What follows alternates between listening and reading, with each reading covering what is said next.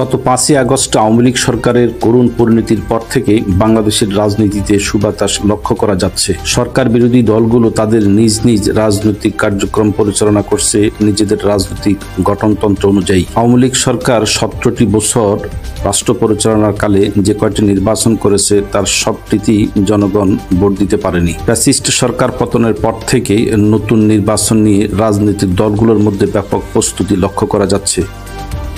Bangladesh Jamaat Islami Bangladesh Islamic দলগুলোর মধ্যে অন্যতম একটি দল। দলটির প্রায় প্রথম সারির বেশ কয়েকজন নেতাকে বিতর্কিত রায়ের মাধ্যমে ফাঁসি দেওয়া হয়েছে। বর্তমানে দলটি তাদের নানা রাজনৈতিক কার্যক্রমের পাশাপাশি নির্বাচন নিয়ে ব্যাপক কার্যক্রম শুরু করেছে। তারই ধারাবাহিকতায় আসন্ন ত্রয়োদশ জাতীয় সংসদ নির্বাচনে বাংলাদেশ জামাত ইসলামী 298টি আসনে তাদের প্রার্থিতা ঘোষণা করেছে। পিরোজপুর জেলায় মোট 3টি সংসদীয় আসন রয়েছে।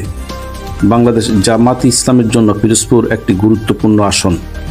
বিশ্বনন্দিত আলেম দ্বীন বাংলাদেশ জামাত ইসলামীর কেন্দ্রীয় নেতা আল্লামা দেলোয়ার হোসেন সাঈদী এই পিরোজপুর থেকেই বারবার নির্বাচিত হয়ে সংসদ সদস্য হয়েছেন। বাংলাদেশ জামাত ইসলামের পক্ষ থেকে আগামী ত্রয়োদশ জাতীয় সংসদ নির্বাচনে পিরোজপুর 1, পিরোজপুর সদর, ইন্দুরকান্দি ও নাজিরপুর উপজেলা নিয়ে গঠিত আসনটিতে বাংলাদেশ জামাত ইসলামীর সাবেক সংসদ সদস্য আল্লামা দেলোয়ার হোসেন সাঈদীর ছোট ছেলে মাসুদ সাঈদীকে প্রার্থী হিসেবে মনোনীত করেছে। পিরোজপুর 2, নেসারাবাদ, কাউখালী ও বান্ডারী উপজেলা নিয়ে গঠিত আসনটিতে পিরোজপুর 2, নেসারাবাদ, কাউখালী ও বান্ডারী উপজেলা নিয়ে গঠিত আসনটিতে বাংলাদেশ জামাত ইসলামের পক্ষ থেকে সাঈদীর মেজো ছেলে শামীম সাঈদীকে প্রার্থী করা হয়েছে। পিরোজপুর 3, মাঠবাড়িয়া আসনটিতে বাংলাদেশ জামাত ইসলামের পক্ষ থেকে মাঠবাড়িয়া উপজেলার সম্মানিত আমির জনাব অধ্যাপক শরীফ আব্দুল আজিজকে প্রার্থী ঘোষণা করেছে। পিরোজপুর জেলা আল্লামা দেলোয়ার হোসেন সাঈদীর জন্মভূমি হওয়ায় পিরোজপুরের আসনটি বাংলাদেশ জামাত ইসলামের জন্য খুবই গুরুত্বপূর্ণ। স্থানীয় জামাতের নেতৃবৃন্দদের মতে আল্লামা দেলোয়ার হোসেন সাঈদীর 2 পুত্রকে প্রার্থী হিসেবে ঘোষণা করায় পিরোজপুরের নির্বাচনে ভিন্ন মাত্রা পাবে। নেতাকর্মীদের আশা দাঁড়িপাল্লা মার্কায় জয়যুক্ত করে আল্লামা সাঈদী হত্যার বিচার নিবে তারা।